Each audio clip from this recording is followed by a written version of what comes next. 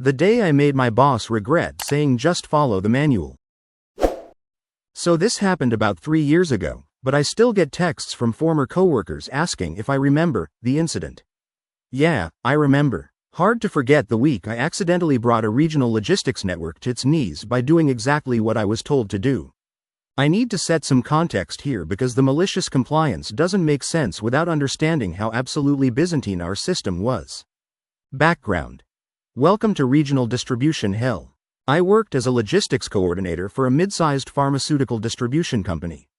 We weren't sexy, no cutting-edge research, no life-saving discoveries, just the unglamorous middle step of getting medications from manufacturers to pharmacies, hospitals, and clinics across a 6-state region.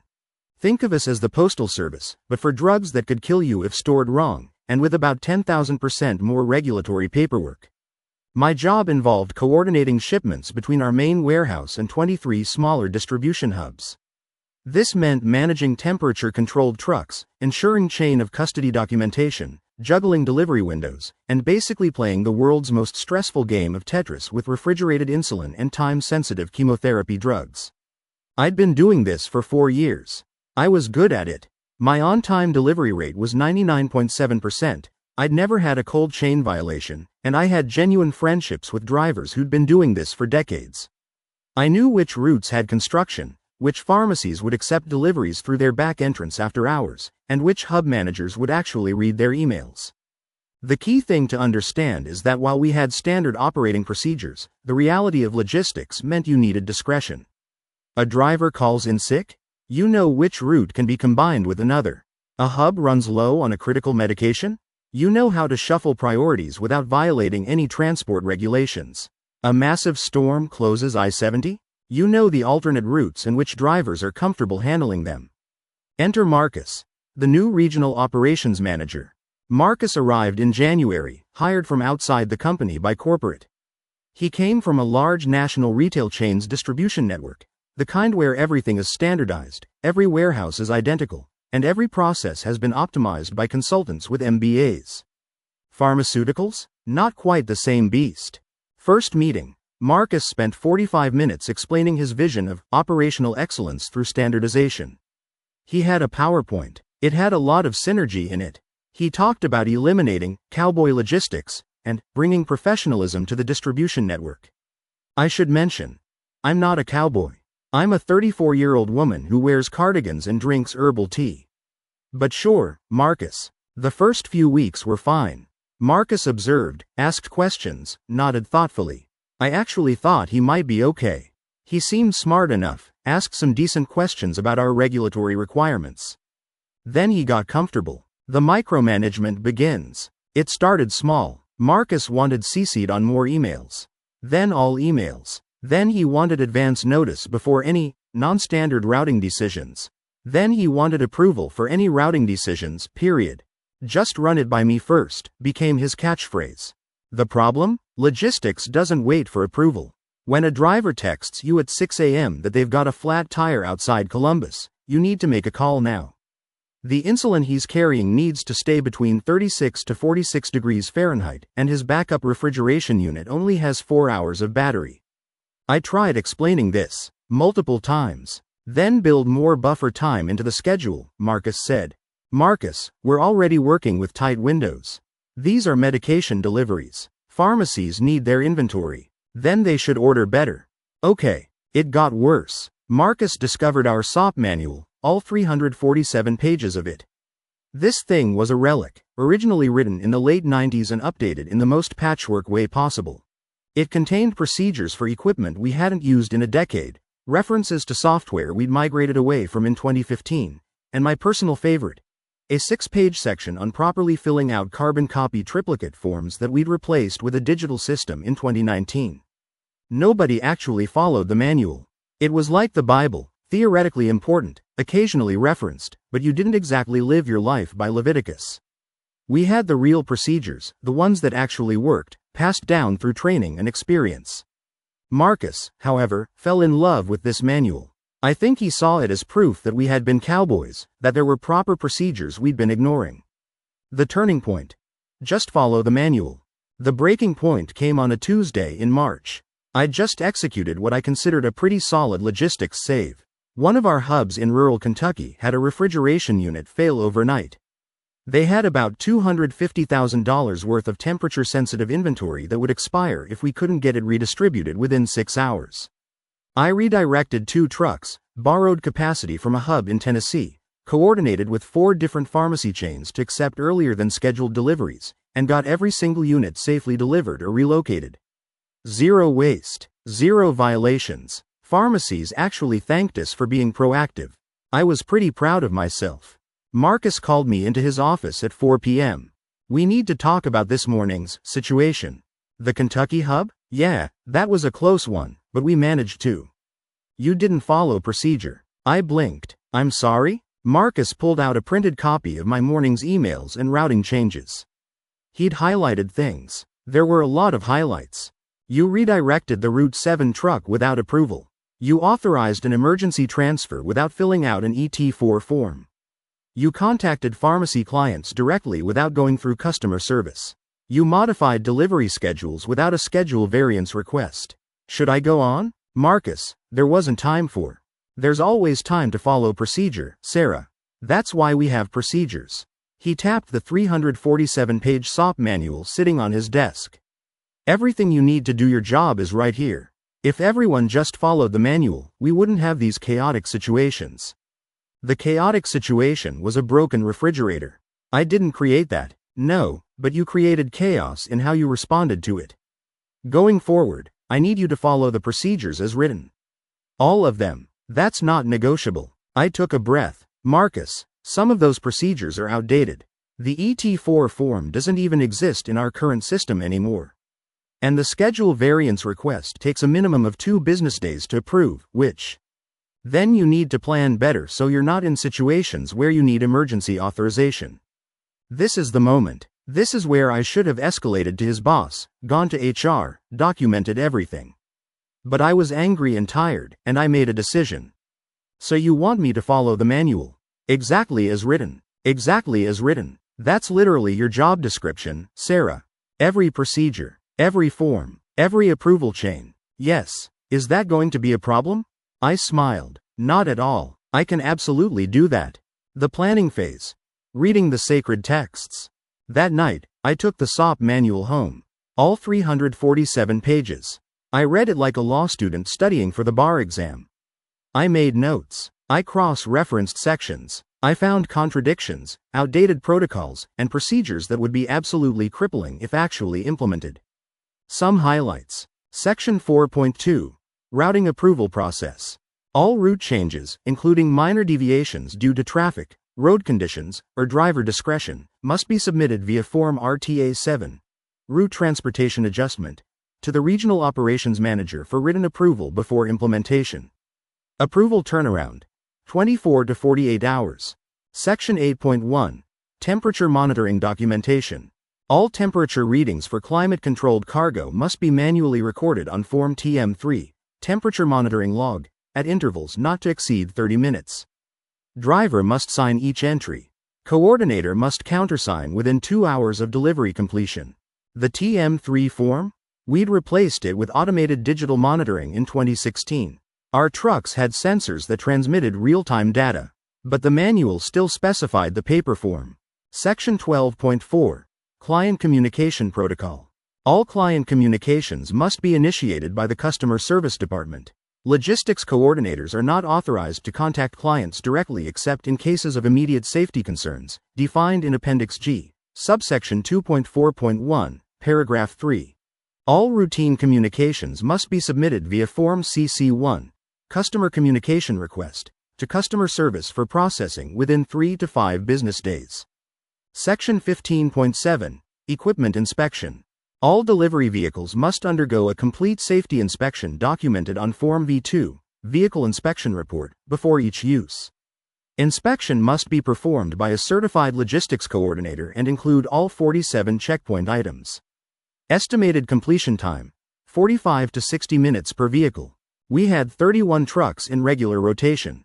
And my absolute favorite, Section 19.2, Schedule Modification Approval.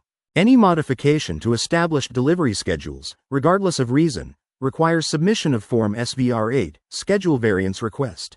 With A.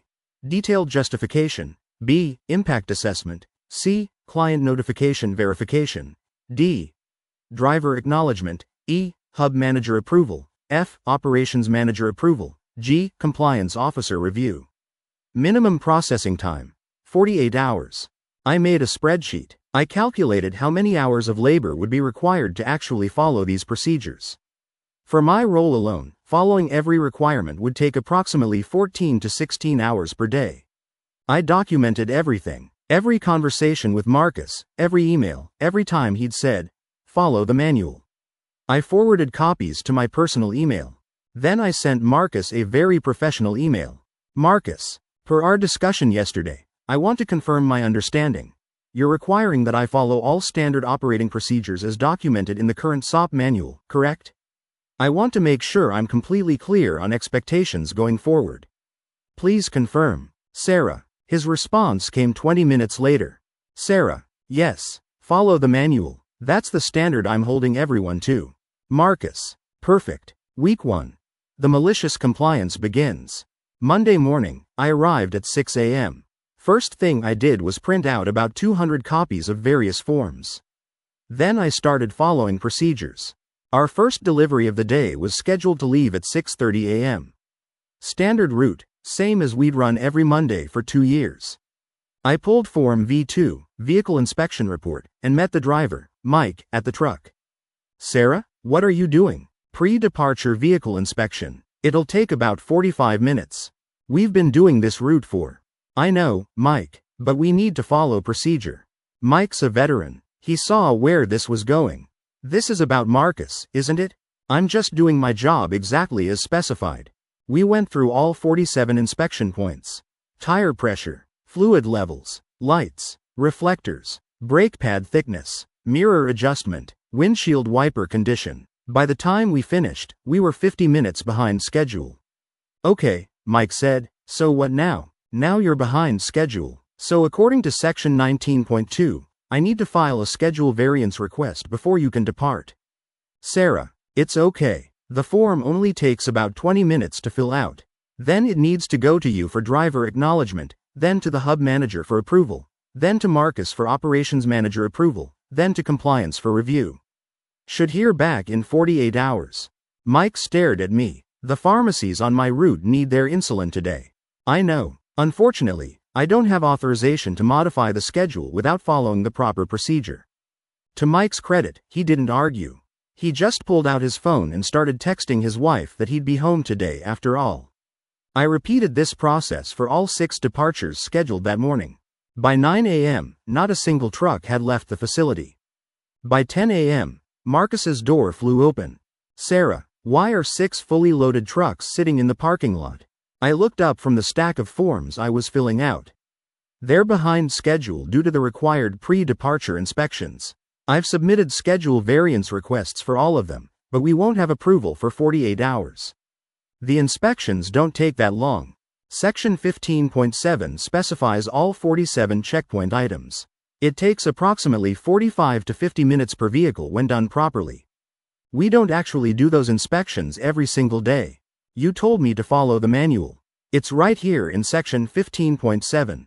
I showed him the page, helpfully highlighted. Marcus's face was turning red. "This is ridiculous. Just send the trucks out." "I can't. They're operating on a modified schedule now. I need approved SVR8 forms before. I'm your operations manager. I'm approving them right now." "That's great, but the forms also need driver acknowledgement and hub manager approval before your approval, and then they go to compliance review. It's a sequential process." Section 19.2, subsection 4. "Sarah, I swear to God. I'm just following the manual, Marcus. Like you told me to." The escalation. Corporate gets involved. By Wednesday, we'd sent out exactly 11 deliveries. In a normal week, we'd send out about 150. The phones were ringing off the hook. Pharmacies calling about missing inventory. Drivers showing up for shifts and being sent home. Hub managers demanding to know why their transfers weren't arriving. Customer service was in meltdown mode. Marcus tried to work around me. He started approving things verbally, telling drivers to just go. I documented every instance and sent him emails. Per Section 2.1, all approvals must be in writing on the appropriate form. Verbal approvals are not recognized under the SOP. Please confirm you want me to deviate from the manual procedures. He stopped giving verbal approvals. He tried to approve the forms faster. I pointed out that the compliance review step was required and took a minimum of 24 hours. This was actually true. The manual specified a lawyer had to review all schedule variance requests for potential liability issues. In practice, this never happened because we'd never actually used these forms. But the manual said it had to happen. By Thursday, our VP of Operations, Jennifer, called an emergency meeting. Marcus, me, the head of customer service, the compliance officer, and Jennifer on speakerphone from corporate. Someone explained to me why our entire distribution network has basically stopped functioning. Marcus jumped in first. Sarah has decided to engage in some kind of protest by deliberately misinterpreting. I'm following the standard operating procedures exactly as written, I said calmly. Marcus instructed me to follow the manual precisely, and that's what I'm doing. Nobody actually follows that manual word for word, Marcus protested. It's a reference document, not a literal. That's not what you told me. I pulled out my printed emails. Tuesday, March 14th, you told me to follow all procedures as written in the manual. Quote, everything you need to do your job is right here. If everyone just followed the manual, we wouldn't have these chaotic situations.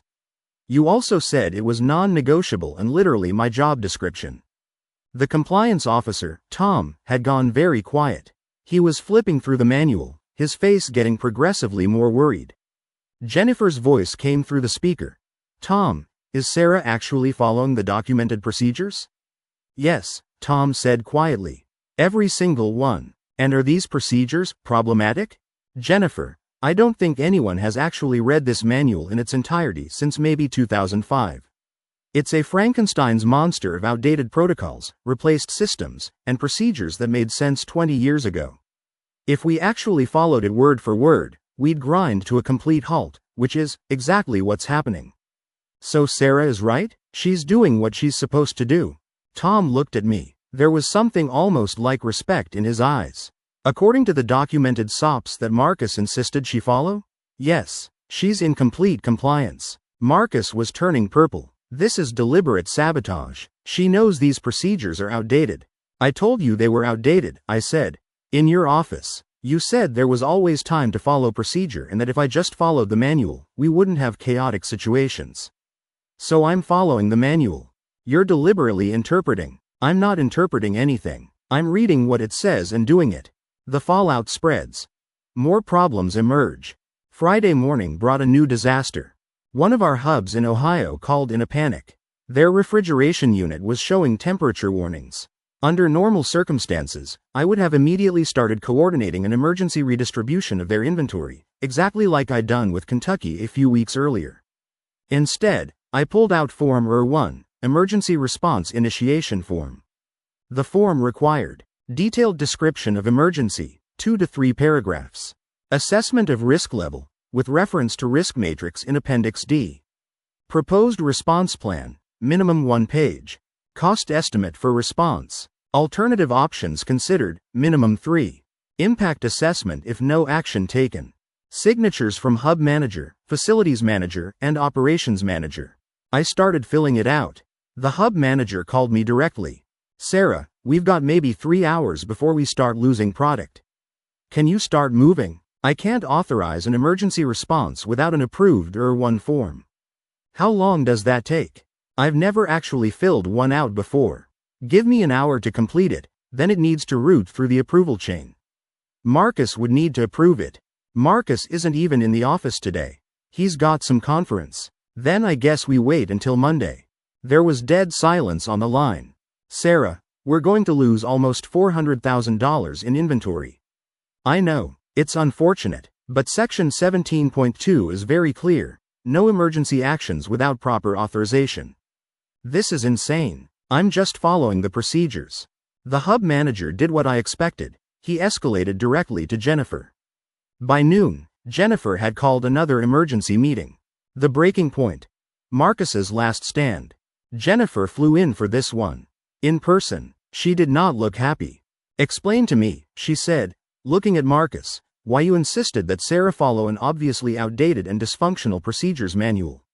I was trying to bring standardization and accountability. You were micromanaging a highly competent employee who was doing her job well. I've reviewed Sarah's performance records. She has the best on-time delivery rate in the region. 0 cold chain violations. Multiple commendations from pharmacy clients. And you decided she was the problem? She wasn't following procedure. She was using professional discretion and experience to handle complex logistics scenarios. That's exactly what we hire coordinators to do. Tom, the compliance officer, cleared his throat.